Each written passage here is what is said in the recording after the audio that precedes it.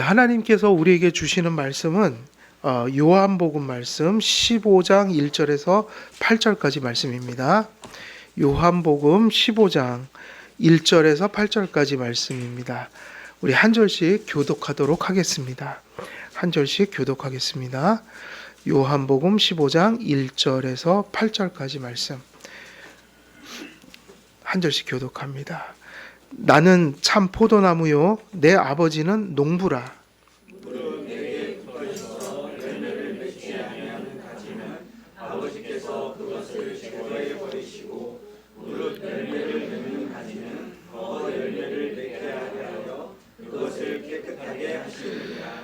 너희는 내가 일러준 말로 이미 깨끗하여졌으니 내 안에 거하라. 나도 너희 안에 거하리라.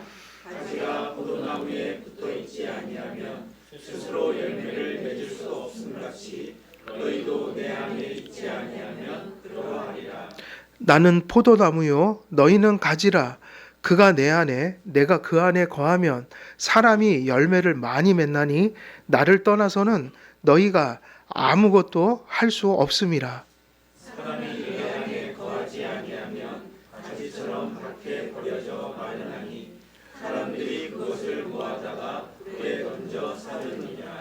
너희가 내 안에 거하고 내 말이 너희 안에 거하면 무엇이든지 원하는 대로 구하라. 그리하면 이루리라. 너희가 열매를 많이 맺으면 내 아버지께서 영광을 받으실 것이요 너희는 내 제자가 되리라. 아멘. 오늘 기독교 강요 또 보도록 하겠습니다. 오늘 기독교 강요는 329페이지입니다. 책을 보시는 분들은 329페이지. 3번 성령의 사역의 성격을 드러내는 성령의 칭호들 그랬죠. 자, 그래서 지금 우리가 이 3권은 무엇을 다루는 내용이라고 말씀드렸죠. 3권은 구원의 서정이죠. 구원으로 따지면 객관적인 구원이 아니라 그 예수께서 이미 이루어 놓으신 것을 한 사람 한 사람이 누리는, 그래서 구원의 어떤 측면이냐면 주관적 측면이죠. 이것은. 그래서 이것을 우리가 보통 부를 때 구원의 서정이라고 부르는 거죠. 근데 그 구원의 서정이라는 것이 어떤 시간적 순서가 아니라 논리적 순서다. 이유가 뭐냐면 없던 게 파편적으로 생겨가는 게 아니라 하나의 구원이 내 안에서 펼쳐지고 있는 거예요. 이 의미가 되게 중요합니다. 구원의 서정이니까 뭐 여러 가지 많이 배우죠. 뭐 칭의 있고 성화 있고 뭐 또 영화 있고 이런데 그게 아니라 구원은 예수님 안에서는 이미 성취가 된 거란 말이에요. 그래서 과거 구원 받은 자는 과정의 구원이 나타나고 과정의 구원이 있는 사람은 무엇도 보장돼 있는 거예요. 미래도 주님이 책임져 주시는 거라고요. 가는 게 인격적으로 그게 나타나니까 힘든 건 있지만 믿음이 있는 사람은 반드시 그 시작이 있는 사람은 그게 진실한 믿음이라면 끝도 있는 거예요. 그래서 우리는 확신을 가질 수 있다고 얘기하는 거예요. 그래서 이 구원의 서정은 논리적 순서인 이유는 구원은 우리가 경험할 때 이런저런 모습으로 경험해도 따지고 보면 그건 하나의 구원이 우리 안에서 이렇게 이모저모로 나타나는 거다. 그러니까 우리가 지금 경험하는 구원은 완전할 수는 없지만 우리에게 이 확보된 구원이라는 것은 거기서 오는 거기 때문에 파편적으로 뭐가 더해지고 없던 게 생기고 이런 게 아니란 말이에요. 하나의 구원이 이제 우리 안에서 누려지고 있는 거다. 그 누려짐은 완전하지 않단 말이에요. 그러니까 우리가 전부를 맛보고 있는 게 아니라는 거죠. 그래서 구원의 서정은 그런 의미라고 할 때 구원의 서정은 무슨 논이다 그랬죠? 성령론이에요. 이 모든 것들이 왜 성령론이라고 불려지냐면 그리스도와 연합시키심으로 우리로 하여금 그리스도 안에 있는 구원을 나의 것으로 만들 수 있게 하시는 분이 누구기 때문이에요? 성령이시기 때문에. 그러니까 성령론인데 이 성령론을 이렇게 이야기할 때 무슨 얘기냐면 성령의 성령님이 이 땅에 오신 본질적인 목적은 이게 여기에 다 모아진다는 거예요.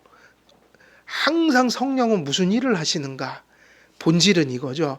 그리스도와 우리를 연합시키는 거죠. 그래서 오늘 본문을 이걸 읽은 거예요. 주님은 포도나무고 우리를 뭐로 만드냐면 포도나무에 붙어 있는 가지를 만드시는 거예요. 그러니까 이것이 성령님의 역사가 아니면 안 돼요. 그러면 성령님이 우리를 연합시키신다. 그러면 어떻게 연합시키는가? 그러면 그때 지난 시간까지 말씀드린 게 말씀을 가지고 역사하신다. 말씀을 가지고 뭘 하시려고 그러나 말씀을 들려주실 때 역사하셔서 믿음을 갖게 하신다는 거예요. 그러니까 우리가 요 성령에 대한 설명 이제 끝나면 구원론은 성령론입니다 하면서 성령은 말씀으로 우리를 연합시켜 주십니다 하면서 그 다음에 이제 구원의 서정에서 제일 먼저 칼빈이 설명해 주는 게 뭐냐면 뒤에 넘겨보시면 알지만 4번 딱 끝나면 믿음론으로 넘어가요.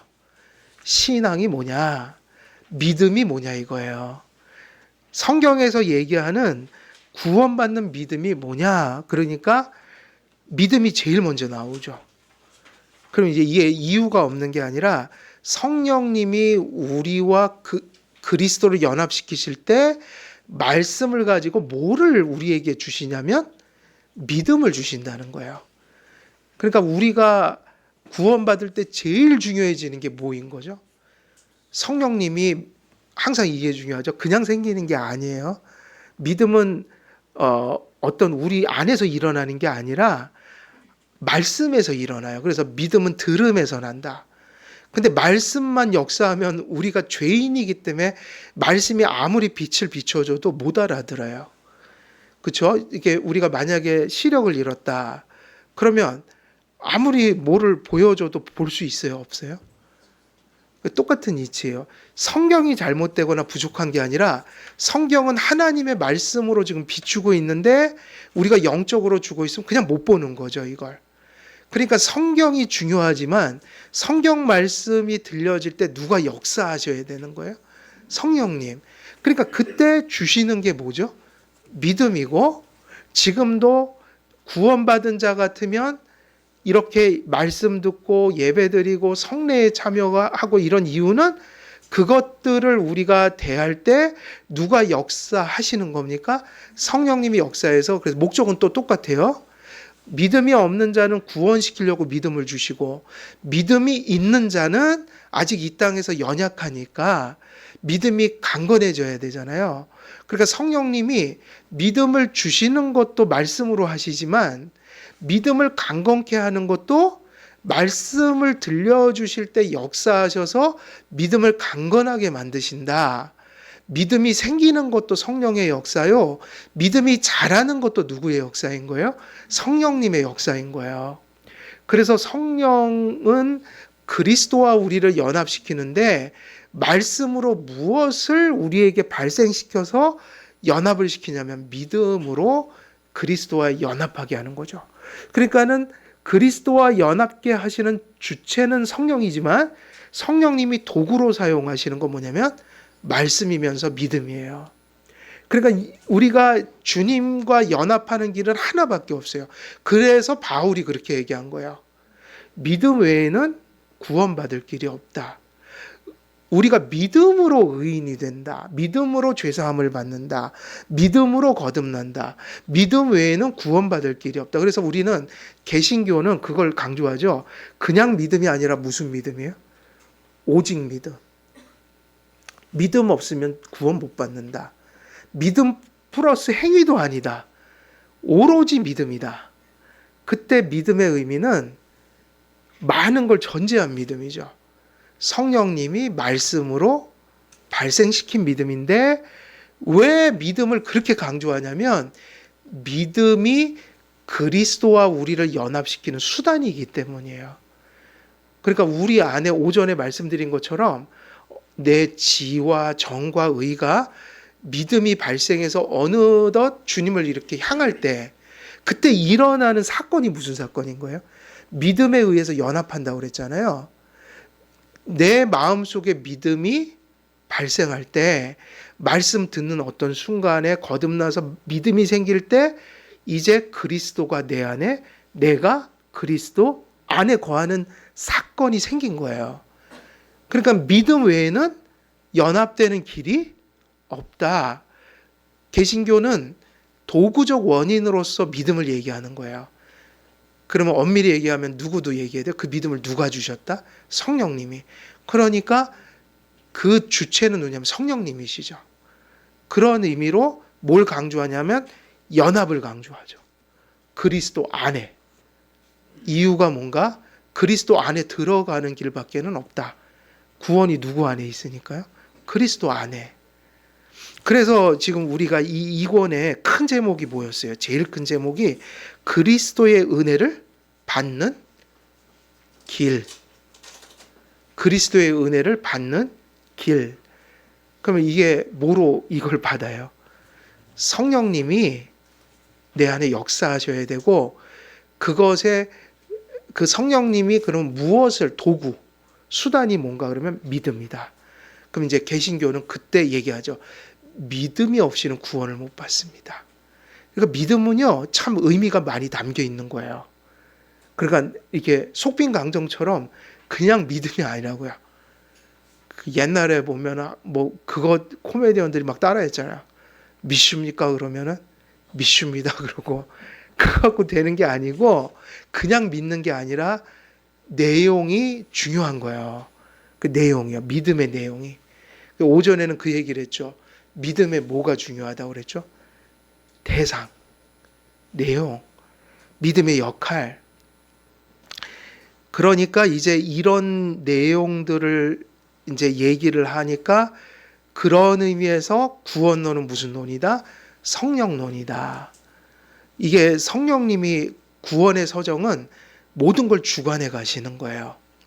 그래서 성령에 대한 설명을 앞에 서론적으로 칼빈이 구원의 서정하면 그냥 거듭남 뭐 이렇게 얘기하면 되는데, 뭐 믿음, 칭의, 성화, 그 얘기를 먼저 안 하고 누구를 먼저 소개해요? 성령님을 소개한다고요. 그런 이유인 거예요.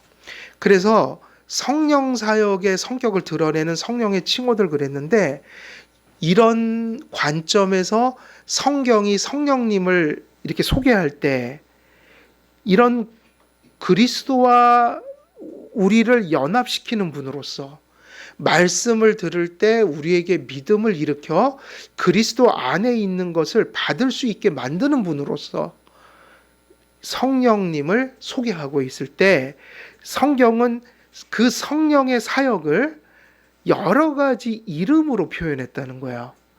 그러면 우리는 이건 이미 많이 배워서 아실 거예요. 신론을 배울 때 하나님의 속성은 무엇이 그것을 가리킨다고 그랬어요? 하나님의 이름.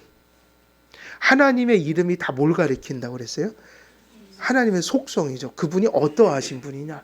그걸 뭐 여호와 이레, 엘샤다이, 엘로힘, 여호와 뭐 이런 식으로 이름으로 설명했다는 거예요.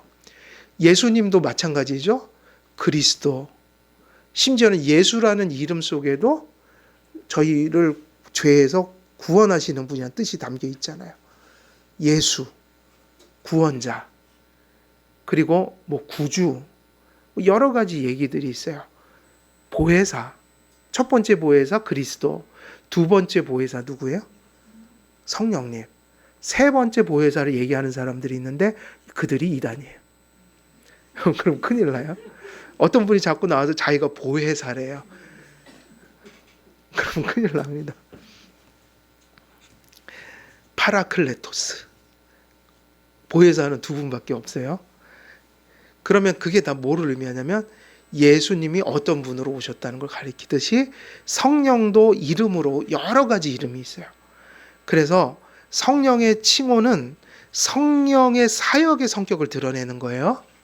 성령의 이름은 그의 사역의 속성을 표현하기 위해서 썼다. 칼뱅은 성경에서 언급되는 성령의 칭호 몇 가지를 설명합니다. 그랬는데 그런 맥락에서 이런 얘기를 해요.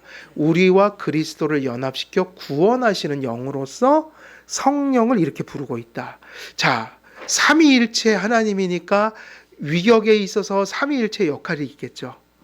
물론 본질에서 하나시지만, 그러니까 성령은 구원에 있어서 이런 일을 하신다. 그럼 첫 번째가 무슨 이름이었죠? 양자의 영이에요. 로마서 8장 15절에 언급되어 있고, 성령께서 양자의 영으로 불리시는 이유가 뭔가? 왜 양자의 영이라고 불릴까요? 그런 얘기도 있죠. 너희에게 양자의 영을 주셔서 하나님을 뭐로 부르짖게 만드신다? 아바 아버지라 부르짖게 하시느니라. 여러분, 예배를 우리가 드릴 때요, 예배에서 기도가 있잖아요. 여러분, 기도를 드릴 때 기도가 결국 이거로 기도가 되는 거예요. 99%는 뭐로 기도가 될까요?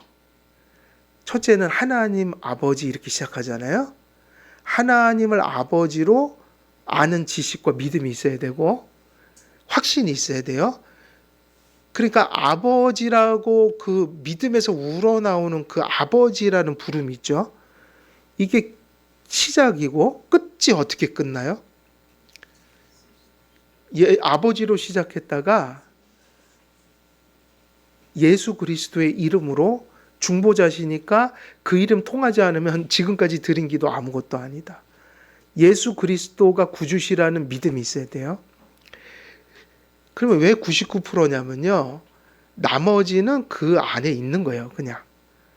우리가 보통 때는 이런저런 기도를 많이 하고 또 우리가 믿음으로 하나님 말씀 깨우치고 약속을 소망하는 만큼 또 이런저런 기도를 하겠지만 우리는 때로는 무엇을 구해야 될지 잘 모를 때도 있고 너무나 힘들고 어려울 때는 제가 그런 기도를 드려본 적이 있어요. 여기 나와서 기도를 혼자 할 때 맘 먹고 와서 기도하려고 했다가 딱 그러고 일어났어요.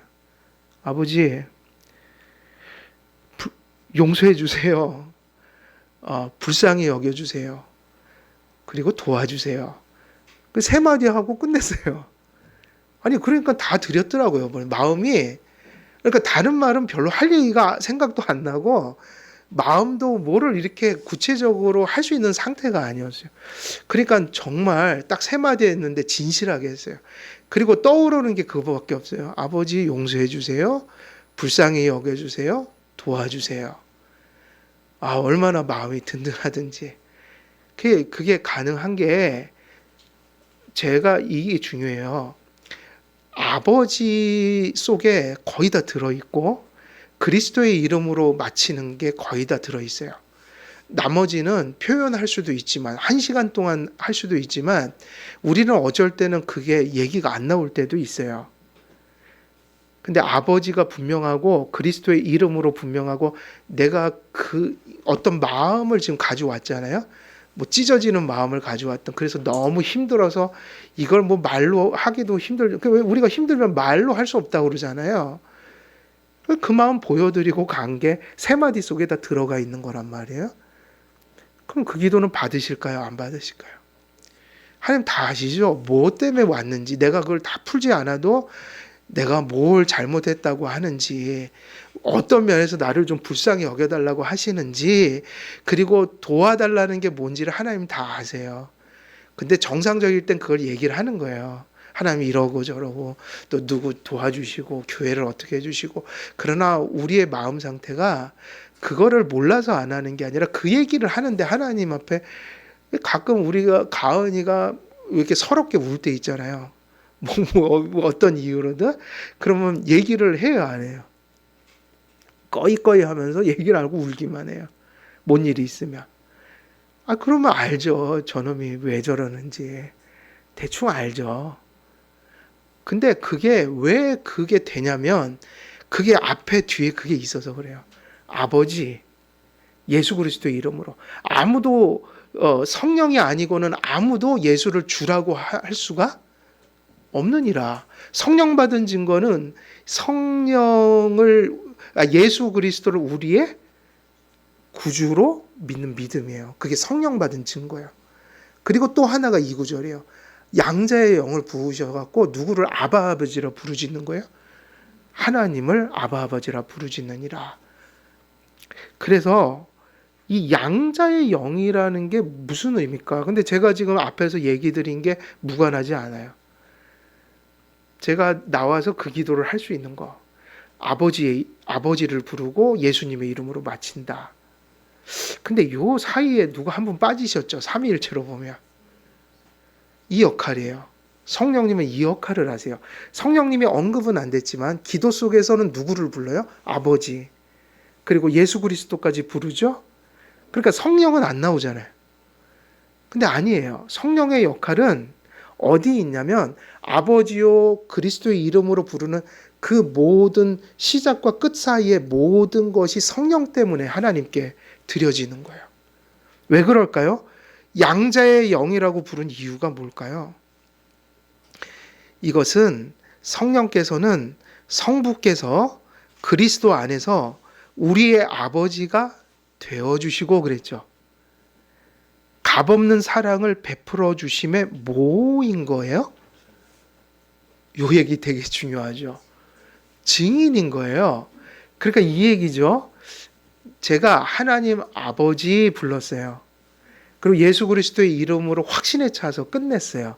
그리고 그 사이에는 말로는 못했지만 짧은 3마디를 던졌어요. 하나님께 드렸어요. 근데 그게 기도가 하나님은 보시고 내가 다 하지 못한 말도 아실 테고 저는 이렇게 기도해도 하나님 도와줄 거라고 생각하고 그 자리를 떴어요.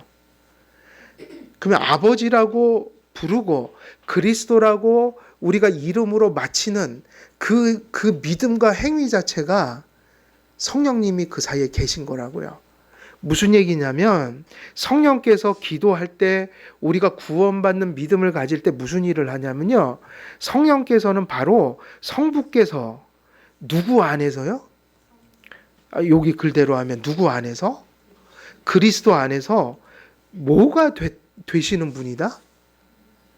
아버지가 되어주신다는 거를 근데 그냥 아버지가 아니라 값없는 사랑을 베풀어 주신 아버지라는 거를 뭐 한다?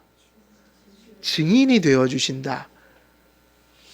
제가 하나님께 많은 얘기는 못해도 답답한 심정을 털어놓고 간 것은 그 아버지라고 부르고 예수님의 이름으로 기도를 마친 것이 효력을 일으킨단 말이에요. 그러면 하나님 아버지라는 그 기도가 시작되게 하시는 분은 누구세요? 무슨 얘기냐면 하나님이 아버지신 걸 우리 가슴 속에서 근데 이게 그냥 된다는 게 아니라 다이렉트하게 말씀을 들을 때 그리고 우리가 들었던 말씀이 믿어져서 내 가슴 속에 하나님이 아버지라는 확신으로 나가서 기도하고 간구하고 이렇게 아버지를 부를 수 있었던 게 거꾸로 얘기하면 누가 내 마음 속에서 하나님이 아버지신 거를 증거하고 있다는 거예요. 그래서 기도하실 수 있는 거예요.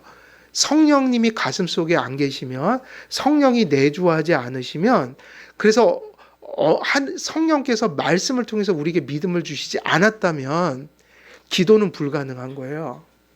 근데 아버지라는 확신에 찬 그 하나님 아버지를 믿는 믿음으로 기도를 할 수 있는 거는 기도 가운데 성령께서 하나님이 아버지라는 사실을 우리 안에 깨닫게 하시고 확신케 하시는 그 역사가 있어서 그게 가능하니까 그걸 가리켜서 성령님이 우리 안에서 하나님이 우리의 아버지 되심을 우리가 하나님의 자녀가 됨을 뭐 하고 계시기 때문에 우리가 그렇게 그걸 알고 기도할 수 있는 거예요? 그죠? 증거하신다는 거예요. 증인이다 이거예요. 그러니까 믿는 건 내가 믿는 것 같지만 내 속에서 하나님 아버지가 내 아버지인 거를 계속 증거해 주시는 일을 누가 한다는 거예요? 그래서 우리는 그걸 믿는 거예요. 성령님의 증거가 없으면 우리는 그걸 알지도 못하고 확신하지도 못하고 그래서 하나님 앞에 기도 드릴 수 없는 자로 살아가는 거예요. 그래서 성령님이 양자의 영이라는 건 하나님이 우리의 아버지가 되는 것을 우리로 하여금 알고 믿게 하신다. 우리의 가슴 속에서 끊임없이 증거하신다. 그래서 이 하나님의 영이 양자의 영을 받지 못하면요, 그 믿음이 사실은 오래 못 가요. 왜냐하면 의심할 수밖에 없는 환경투성이거든요. 그렇지 않아요? 일이 맨날 잘 되는 것도 아니고 우리가 늘 건강한 것도 아니고 우리가 살아가는 세상 속엔 유혹도 많고 내 자신을 보면 너무 부족함이 많은데 우리가 그런 것에 휩싸이다 보면 어떻게 하나님이 나를 사랑하신다고 감히 고백하겠냔 말이에요. 다들 그러고 살지. 하나님이 나를 사랑 안 하나 봐. 난 하나님의 자녀가 아닌가 봐. 그러지 않겠어요? 근데 놀랍게도 별의별 일 다 당해도 6번, 7번, 10번 쓰러져도 또 이상하게 신앙 다 끝난 줄 알았는데 또 보면은 내가 계속 믿고 있더라. 그게 내가 하는 거죠, 내가. 내가 하는 것 같긴 하죠.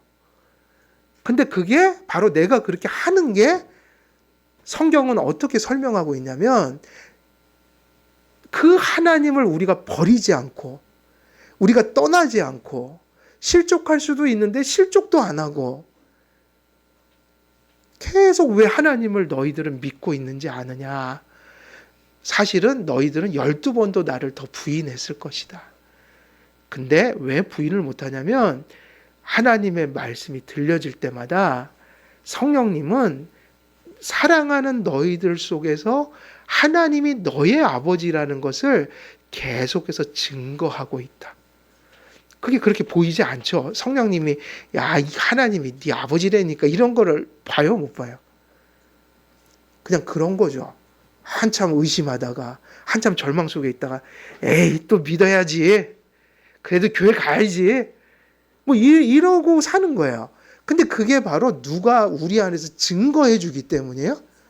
성령님이요. 진리 안에 거한다는 건 성령님이 해주시는 일이에요. 성령님이 계셔서 우리는 그를 확신하는 거예요. 그래서 무슨 영이라고 불러요? 양자의 영이죠. 그래서 그런 맥락에서 또 얘기합니다. 성령께서는 우리가 기도할 때, 그러니까 구원의 믿음도 얘기했지만 그 믿음의 가장 큰 실천이 뭐게요? 기도 아니에요. 믿음의 실천이. 기도할 때 역시 내가 기도하면 하나님이 아버지이셔서 내 기도를 받아주실 거야 라는 거를 성령님이 역사 안 하면 이거를 절대로 할 수가 없어요. 그러니까 여러분이 기도하고 사는 것만 해도 어마어마한 축복이에요. 그리고 대단한 일을 하시는 거예요. 우리가 대단하다는 게 아니라 대단한 은혜를 받았다. 기도할 수 있다는 거. 왜 그렇죠? 누가 우리 안에서 내가 기도드리는 분이 아버지라는 걸 계속 알려주고 계신 거예요? 성령님이요. 그래서 한 번만 알려주시는 게 아니라 우리가 살아가는 순간순간 그렇게 살 수 있도록 계속해서 떠나가지 않으시고 증거하세요. 그래서 파라클레토스가 위로자라는 뜻도 있지만 무슨 뜻도 있을까요? 파라클레토스, 보혜사. 이게 위로자라는 뜻도 얘기하지만 원래는 변호사예요. 파라클레토스는 변호사라는 뜻이에요. 뭐를 변호하게요? 너 하나님의 자녀야 이 얘기예요. 하나님이 널 사랑해. 계속해서 그런 일을 해요. 증거한다. 그래서 기도할 때 신뢰감을 가지고 두려움 없이 하나님을 우리는 뭐라고 부르짖죠? 그렇죠. 여러분이 너무 속상할 땐 기도 뭐 할지 잘 모르겠지만 그래도 그러잖아요. 아버지는 자신 있게 하잖아요. 아버지. 뭔 얘기할지 잘 모르겠는데 어쨌든 힘들어요. 설명 다 못하겠는데 알아서 좀 봐주세요. 그거 다 설명 못하겠어요.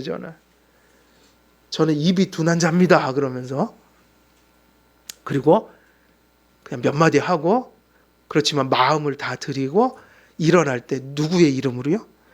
예수 그리스도의 이름으로. 그것이 그냥 되는 게 아니라는 얘기예요.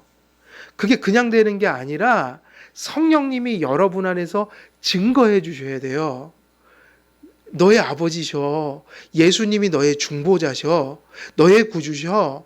그래서 너를 하나님이 사랑해 주실 거야. 이거를 증거하는 게 양자의 영이에요. 양자의 영이다. 그래서 우리가 뭐라고 부르짖는다? 아바, 아버지라고 부르짖는다. 그래서 이 같은 이유로 그랬죠. 그래서 이 같은 이유로 성령께서는 우리 기업에 대한 하나님이 우리에게 베풀어 주시는 은혜와 구원에 대한 뭐라고 또 다른 이름이 붙는 거예요? 거기 붙었잖아요. 이 같은 이유로 성령께서는 우리 기업에 대한 뭐라고 했어요? 보증이 이게 뭐죠? 아까 똑같은 얘기죠. 증거한다. 그리고 하나님이 아버지인 걸 누가 보증해 주시는 거예요? 똑같은 얘기잖아요. 내가 보증해 줄게. 너 하나님 자녀거든. 하나님이 네 아버지인 거를 내가 보증해 줄게. 그 다음에 뭐라고도 했어요. 여러분 하나님이 보증해 주시고 증거해 주시면요. 일종의 그게 뭐 하는 거하고 똑같은 거예요? 확고해지죠. 그래서 인이 뭐죠? 실. 그러면 도장 찍어준다. 그냥 내가 집 한 채 줄게. 제가 집이 5채가 있다고 해보세요.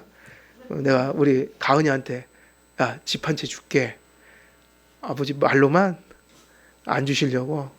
쟤는 제 말을 안 믿어요. 하도 장난을 쳐갖고 장난을 어마어마하게 쳐갖고 저를 신뢰를 안 해요. 이제 늑대 나타났다 그런 사람처럼 취급을 해요. 그 이제 어떻게 하면 믿을까요? 각서 써갖고 아예 계약서 가져오든지 도장 딱 찍어봐요. 그건 이제 빼도 박도 못하죠. 그러니까 여러분은 성령 받은 게 그거라고요. 인침을 받은 거예요. 그리고 둘째, 또 근데 둘째인데 비슷한 얘기예요. 성령께서는 죄 많고 연약한 자로서 살아가는 우리의 나그네 인생길에서 우리의 구원이 신실하신 하나님의 보호 아래 안전하다는 것을, 그러니까 아버지 예수님이 우리의 구주를 우리 안에서 확신시키시고 증거하시는데 이게 더 펼쳐지면 이 얘기잖아요. 그죠? 우리의 구원이 신실하신 하나님의 뭐 아래에 있다고요? 보호 아래. 안전하다는 거. 근데 이걸 뭐를 통해서 깨우쳐 주신다고요? 말씀을 통해서 깨우쳐 주시고 말씀을 통해서 들은 것을 내적으로 확신하게 하신다. 이게 같은 말이죠? 이런 일을 하는 게 누구예요? 성령님이에요. 셋째, 이제 다른 이름이 나와요. 성령은 비유로 뭐로 가리켜지기도 해요? 물이에요. 그 이유는 성령께서 은밀한 중에 뭐를 부어주시기 때문이에요? 생명이요. 생명의 은혜를. 왜냐하면 물은 사실은 기호품입니까? 생존을 위한 필수품입니까? 그죠? 우리 몸의 요소 중에도 물은 뭐예요? 생명 현상의 필수 요소예요. 그래서 우리 몸의 최소한 몇 %가 물이라고 그러죠? 장로님께 여쭤봐요. 그죠? 70% 맞아요? 그러니까 70% 그러면 물이 없으면 죽잖아요. 그러면 물이라는 게 고대로 갈수록 소중합니다. 지금처럼 물이 이렇게 물 이렇게 수도 시설 같은 게 그 시대에 없잖아요. 물을 사실 확보하는 거는 그 정치의 생명이기도 했어요. 그걸 가지고 백성들한테 인정받고 물을 어떻게 다스리느냐. 먹을 물이 없다? 그럼 모반부터 일어날 거예요. 혁명이 일어난다고요. 그 물이 뭐냐? 생명이다. 그러니까 이 성령님은 뭘 주시는 분이에요? 생명의 은혜를 부어주시는 분이다. 그러니까 이것을 이렇게 아름답게 표현했더라고요. 뭐라고 표현했죠? 거기 보면 우리의 의에 뭐를 돋우시기 때문이다. 싹, 생명, 거룩, 의 이런 것을 싹트게 만드신다. 생명을 주시는 분이다. 또 물이 있어야 이런 게 자라잖아요. 그러니까 성령님 하면 떠오르는 게 뭐냐면 생명을 주시는 분이다. 성경은 이러한 은혜를 뭐로 비유했습니까? 물로 비유했죠. 성령님은 은밀한 중에 주셔요. 보이질 않아요. 그래서 우리가 공기를 고마워하지 않는 것처럼 성령님의 은혜를 가끔 잊어버리고 사는데, 육신이 살아있는 것도 하나님이 주신 은혜고요. 우리가 믿음이 사라지지 않고 유지되는 거, 그리고 하나님이 생명을 계속 공급하셔서 이렇게 계속 가고 있는 것은 철저히 성령님의 은혜라고요. 늘 감사해야 되는데 왜 우리가 감사 못하냐면 성령님의 은혜는 매우 어때요? 은밀해요. 그래서 감지를 잘 못하고 내가 하는 줄 아는 거예요. 그냥 내가 사는지 아는 거예요. 아니에요. 호흡마저도 하나님이 그 한 호흡 있죠. 들숨과 날숨. 이거는 하나님이 주시는 거예요. 요게 끊어지는 게 죽는 거거든요. 이 한숨이 얼마나 귀한 건지 모른다고요. 이게 소중한 거예요. 그래서 성령은 은밀한 중에 물을 부어 우리 안에 생명을, 의를, 거룩을 이렇게 싹트게 만드시는 분이니까 그것이 무엇이든 우리 안에 믿음과 믿음으로부터 나타난 열매, 모든 변화, 누림, 이것은요 성령님의 아주 세밀한 사랑이 우리 안에 역사하고 있는 결과라고요. 우리는 이거를 알고 살아가야 된다고요. 은밀하니까 안 보이니까 무엇을 보고 알아야 돼요? 성경 말씀을 통해서 알아야죠. 지금 이런 교리들을 통해서 알아야죠. 따라서 성령을 자주 물이라고 불렀습니다. 그럼 생명이 뭘까요? 그러면 더 구체적으로 얘기해요. 생명을 주신대요. 의와 거룩을 싹트게 만드신대요. 그러면 그게 뭐냐면 우리를 깨끗게 만드신다는 의미로 또 얘기할 수 있어요. 왜냐하면 주님의 생명은 죄로부터 우리를 건져주시는 거잖아요. 그러니까 그 생명의 은혜가 부어져서 우리 안에 생명이 싹튼다는 얘기는 우리가 점점 깨끗해진다는 얘기예요. 하나님 성령은요, 그 이름 자체가 홀리 스피릿이잖아요. 무슨 영이죠? 거룩한 영이라서 성령은 절대로 우리를 더럽게 만들지 않아요. 성령은 반대로 우리를 어떻게 만들죠? 거룩하게 만드시니까요. 거룩한 곳에 성령이 계신 거예요. 그러면 우리에게 생명의 은혜를 부어주시는 물이라는 것은 물이 그렇게 하듯 성령님의 생명의 은혜라는 건 더 풀면 죄로부터 우리를 깨끗이 정하게 하시는 능력인 거예요. 그래서 성령님을 가까이 하고 성령님을 우리가 모시면요, 우리가 성화되는 거라고요. 성화, 거룩하게 된다. 이것이 성령님의 능력밖에는 없어요. 에스겔서에서도 주께서 무슨 비유를 드셨죠? 맑은 물 약속하셨어요. 그 물로 백성의 뭐를 씻어버리겠다? 더러운 것을. 우리는 주님 앞에 갈 때까지 부정한 게 있겠지만 근본적으로는 목욕한 자라고 그랬잖아요. 거듭났다고요. 그리고 뭐만 씻으시면 돼요, 매일? 발, 성화. 이런 의미에서 우리는 깨끗해요. 그죠? 깨끗한 거라고요. 이 은혜가 임한 거예요.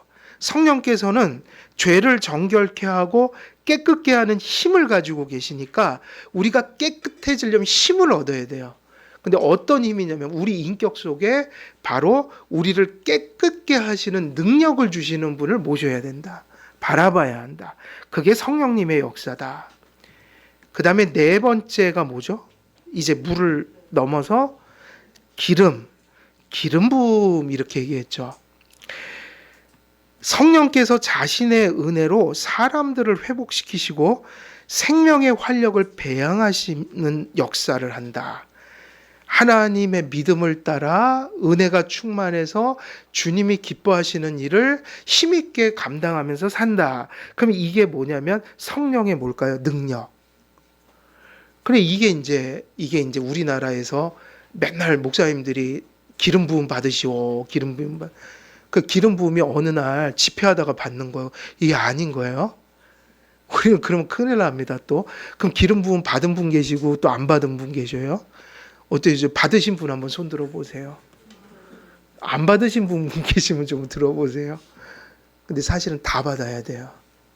그러니까 성령 기름 부음을 특정한 체험이나 어떤 내가 느끼는 그런 이벤트로 보면 안 되고요.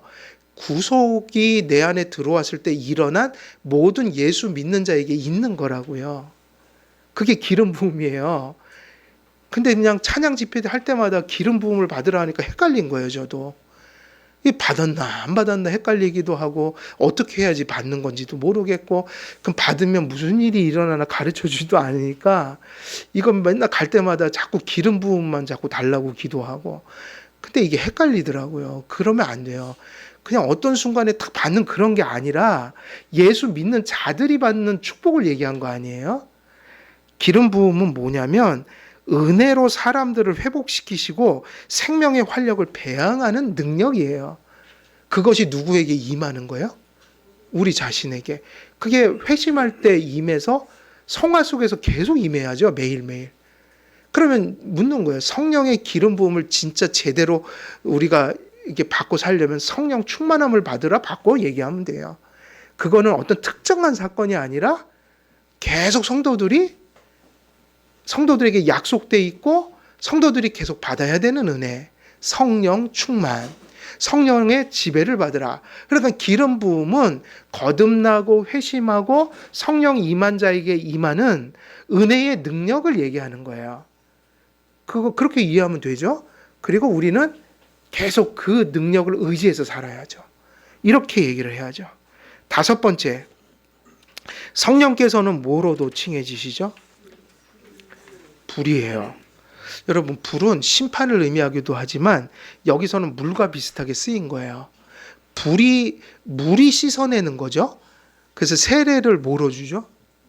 물로 주죠. 그 불로 주면 어떻게 되겠어요? 그럼 안 되잖아요. 타잖아요, 머리가. 그러니까 우린 물로 주는 거지. 근데 그 물로 주는 이유는 씻는 거잖아요. 깨끗해지면.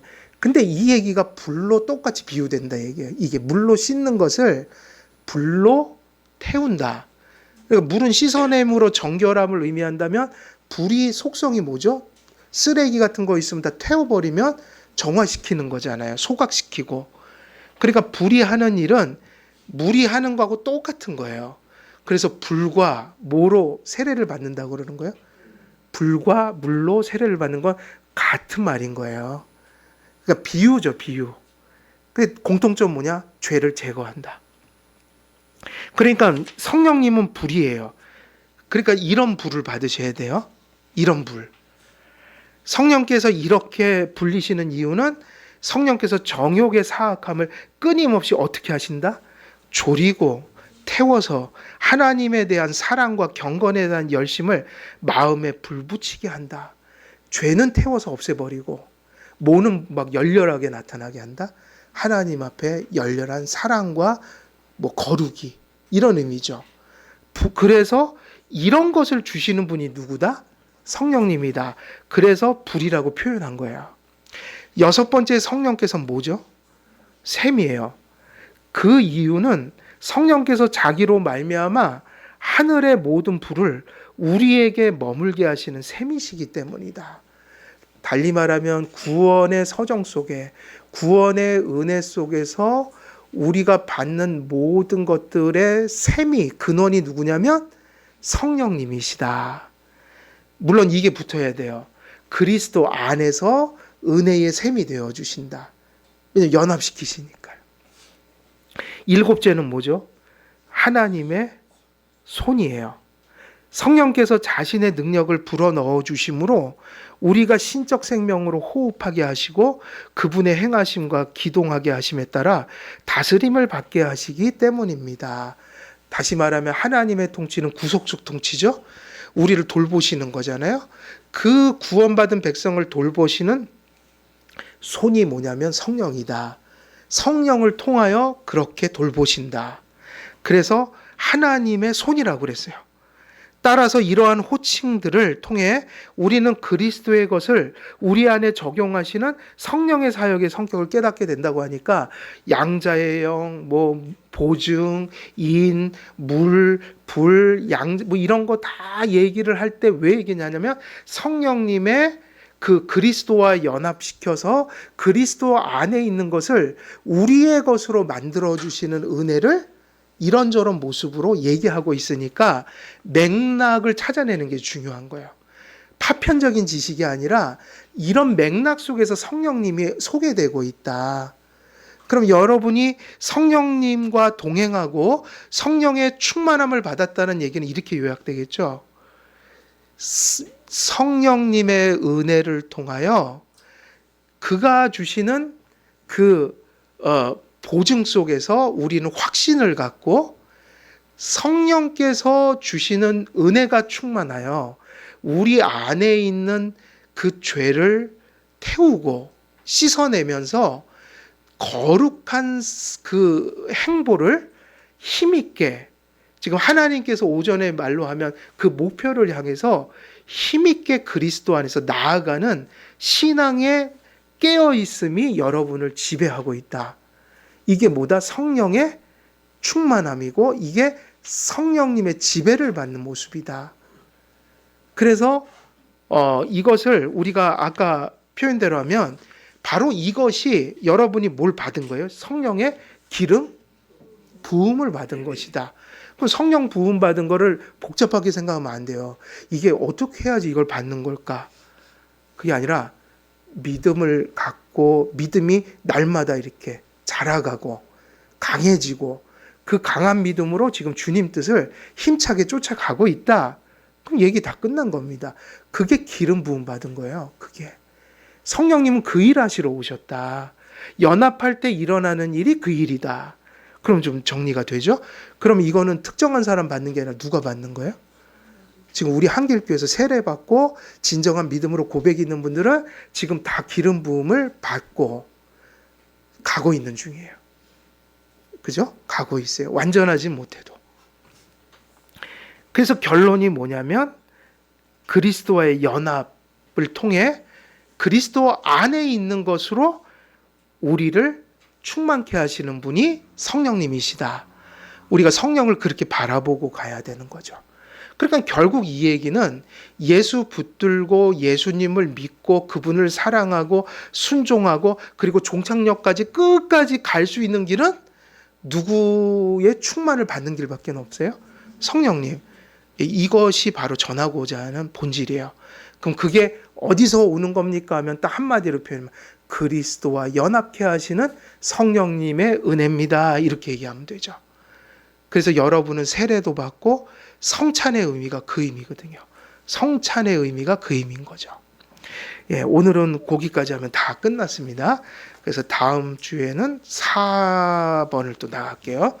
자, 제가 기도하고 마치도록 하겠습니다. 은혜로우신 아버지 하나님, 오늘도 말씀 속에서 저희들이 살펴본 것처럼 또 확신한 것처럼 우리를 그리스도께 연합시키시고 친밀한 교제 속에 이끄시는 성령님의 은혜로 우리가 믿고 믿음을 누릴 수 있음을 다시 한번 확신하고 또 감사를 드립니다. 우리의 험난한 세상 속에서 그리스도께 견고히 연합하여 또 그 교제가 깨어 있어서 늘 성령님께서 주시는 그리스도의 그 놀라운 은혜로 강건한 믿음으로 살아가는 우리의 삶이 될 수 있도록 성령님 충만하여 주시고 또 당신의 능력으로 또 저희들을 충만케 하여 주옵소서. 감사드리오며 우리 주 예수 그리스도의 이름으로 기도드리옵나이다. 아멘.